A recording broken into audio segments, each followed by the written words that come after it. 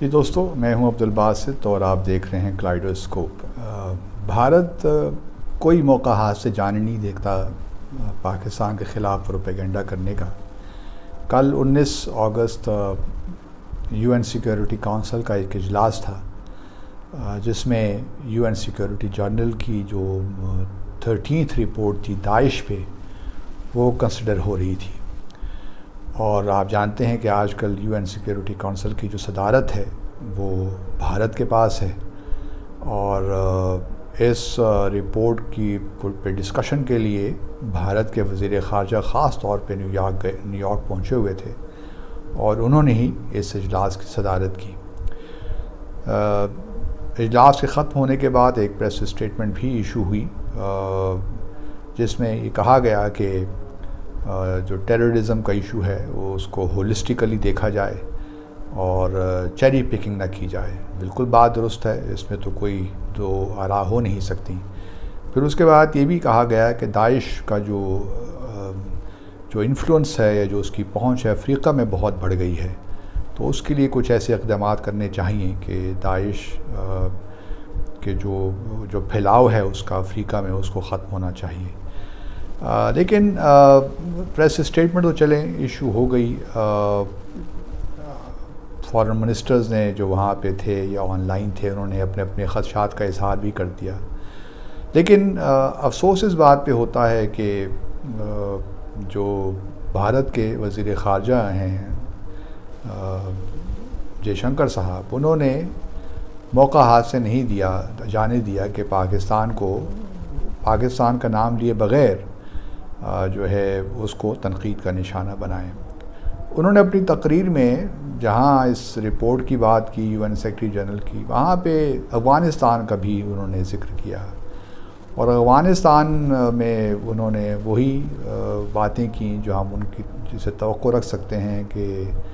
طالبان جو ایک terrorist organization ہے ان کے آنے سے حالات بگڑ رہے ہیں، اور خاص طور پہ حقانی نیٹ ورک جو اس وقت بھی ٹیرر آرگنائزیشن کی لسٹ میں شامل ہے UN کی، ان کو بہت کھلی چھوٹ مل گئی ہے، اور ساتھ ساتھ جو اس قسم کی تنظیمیں ہیں لشکر طیبہ ہو یا جیش محمد ہو، ان کو بھی طالبان میں اب سیف ہیونز مل گئے ہیں، اور وہاں پہ یہ اپنے آپ کو منظم کریں گے، اور پھر ان کو کچھ ممالک کی سپورٹ بھی حاصل ہے۔ ان کا اشارہ یقیناً پاکستان کی طرف تھا۔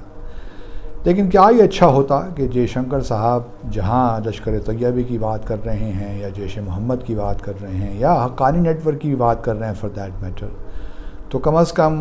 TTP کی بات بھی کر لیتے، بلوچستان لبریشن آرمی کی بات بھی کر لیتے، بلوچستان ریپبلکن آرمی کی بات بھی کر لیتے، کیونکہ ان آرگنائزیشنز کو بھارت کی سپورٹ رہی ہے اور بھارت نے ان کو فائنانس بھی کیا ہے۔ بھارت ٹیرر فائنانسنگ کی باتیں تو کرتا ہے، لیکن یہ بات بالکل حقیقت ہے کہ بھارت نے افغانستان کو استعمال کیا پچھلے 20 سالوں میں، اور انہی تنظیموں کو استعمال کیا تاکہ پاکستان میں دہشت گردی کی کارروائیاں کی جائیں اور پاکستان کو غیر مستحکم کیا جائے۔ تو یہ باتیں تو ہم سب جانتے ہیں، لیکن اب معمہ یہ ہے کہ بھارت اس وقت بہت پریشان ہے، کیونکہ پہلی بات تو یہ ہے کہ ان کو جو اسپیس ایک میسر تھی افغانستان میں،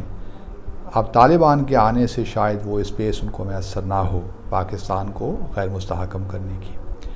اور یہ بھی بات بالکل درست ہے کہ بھارت نے بہت کوشش کی کہ طالبان کے ساتھ کسی طریقے سے کوئی رابطے قائم ہو جائیں، لیکن طالبان نے فی الحال تو ان کو اوبلائج نہیں کیا۔ انہوں نے فی الحال بھارت سے بات چیت کرنے سے انکار کر دیا، گو کہ اگر آپ بھارت کا میڈیا دیکھیے تو اس میں نٹور سنگھ جو پرانے فارن منسٹر ہیں، یا یشونت سنہا ہیں، یا اور بہت سے ان کے سابق سفراء ہیں، وہ بھارت کی حکومت کو تنقید کا نشانہ بنا رہے ہیں کہ آپ طالبان کے ساتھ جو ہے انگیجمنٹ نہ کر کے بھارت کے جو مفادات ہیں ان کو نقصان پہنچا رہے ہیں۔ اب دیکھنا یہ ہے کہ طالبان کب اپنی حکومت بنانے کے بعد، کیونکہ جے شنکر نے ایک اور پریس میڈیا سے بات کرتے ہوئے کہا کہ ابھی بہت کچھ کہا نہیں جا سکتا، ابھی اس بارے میں کچھ نہیں کہا جا سکتا کہ ہم طالبان کو ایکسیپٹ کریں گے نہیں کریں گے، طالبان کے ساتھ انگیجمنٹ کریں گے نہیں کریں گے، جب وقت آئے گا تو دیکھا جائے گا۔ جس کا مطلب یہ ہوا کہ فی الحال تو وہ اس صورتحال کو استعمال کرنا چاہتے ہیں تاکہ کسی طریقے سے دنیا بھر جو ہے وہ طالبان کو ریکگنائز نہ کریں، خاص طور پہ ویسٹرن کنٹریز۔ وہ اپنا زور یہ بھی لگا رہے ہیں کہ چائنا اور رشیا بھی نہ کریں تاکہ طالبان کے لیے غیر مستحکم سچویشن رہے، اور پھر وہ یہ بھی کوشش کریں گے کہ امراللہ صالح وغیرہ جو لوگ ہیں یہ ایک گورنمنٹ ان ایگزائل بنا لیں تاکہ جو افغانستان کا معاملہ ہے وہ سیٹل نہ ہو، افغانستان کے معاملات اسی طرح ہی رہیں اور دنیا بھر کنڈیم ہی کرتا رہے طالبان کو، اور اس کانٹیکس میں پھر پاکستان پہ بھی پریشر رہے۔ تو بھارت کی جو آبجیکٹیوز ہیں وہ بڑے کلیئر ہیں افغانستان کو لے کر، اور وہ چاہتا یہی ہے کہ یہ اسی طرح ہی ایک غیر مستحکم سی صورتحال افغانستان میں رہے تاکہ پاکستان کا جو پریشر ہے وہ ویسٹرن بارڈر پہ رہے، اور دوسری جانب وہ جموں اور کشمیر پہ جو اس کے عزائم ہیں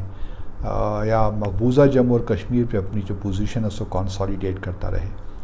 اب مقبوضہ جموں اور کشمیر میں انہوں نے انتخابات بھی کروانے ہیں، موسٹ لائکلی مارچ اگلے سال جو ہے وہ ڈیلیمیٹیشن کا پروسیس ختم ہو جائے گا، وہاں پہ نئی کانسٹیٹوئنسیز بن جائیں گی، اور اس کے بعد وہاں انتخابات ہوں گے۔ پھر مقبوضہ جموں اور کشمیر کو جو یونین ٹیریٹری بنایا تھا ان کو اسٹیٹ ہوڈ کا درجہ بھی دے دیں گے، لیکن آپ کو کسی یہ غلط فہمی نہ رہے کہ اسٹیٹ ہوڈ کا مراد یہ ہے کہ وہاں جو اسپیشل اسٹیٹس تھا بھارت کا مقبوضہ جموں اور کشمیر کا وہ بحال ہو جائے گا۔ یہ ایسی اسٹیٹ ہوگی، بلکہ اس میں آپ دیکھیں گے کہ جو لا اینڈ آرڈر کے معاملات ہیں وہ سینٹر دہلی اپنے پاس ہی رکھے گا، تو اس کا کوئی فائدہ یا فرق نہیں پڑتا اسٹیٹ ہوڈ کا بھی اگر وہ بحال ہو بھی جاتا ہے۔ تو پھر اب دیکھنا یہی ہے کہ طالبان اب کس طرح اپنے آپ کو افغانستان میں منظم کرتے ہیں۔ اگلے سال بھارت جو ہے وہ چیئر ہوگا جو کاؤنٹر ٹیرر کمیٹی ہے اس کا،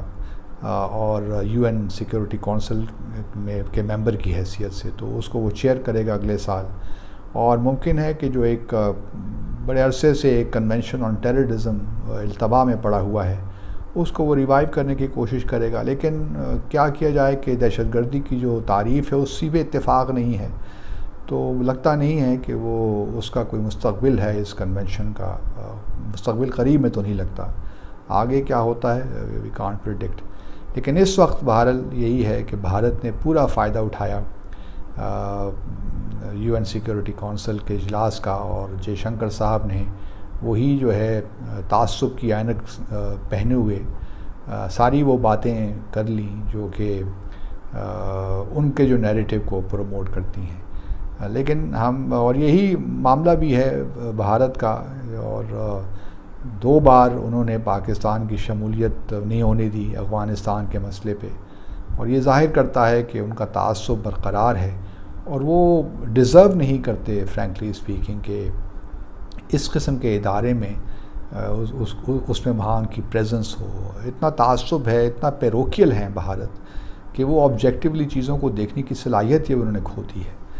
اور کجا کے وہ کوشش کر رہے ہیں کہ پرماننٹ ممبرشپ ان کو مل جائے یو این سیکیورٹی کونسل کی۔ تو ہم امید کرتے ہیں کہ وہ وقت کبھی نہیں آئے گا انشاءاللہ، لیکن کچھ ممالک ایسے ہیں امریکہ وغیرہ جو کہ بھارت کی پرماننٹ ممبرشپ کو سپورٹ کرتے ہیں، لیکن یہ ایک سیریس معاملہ ہے، اور دنیا کو دیکھنا چاہیے کہ بھارت کی پالیسیز کی وجہ سے اس خطے میں کتنے پرابلمز ہیں۔ پاکستان بھارت کے درمیان ایشوز ہیں،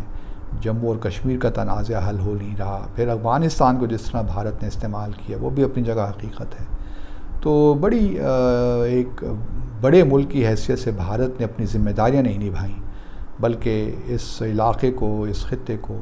غیر مستحکم کرنے کی کوشش ہی کی، اپنے جو محدود اس کے مفادات ہیں ان کو حاصل کرنے کے لیے۔ دیکھتے رہیے کلائڈوس کو۔ آپ سب کا بہت شکریہ۔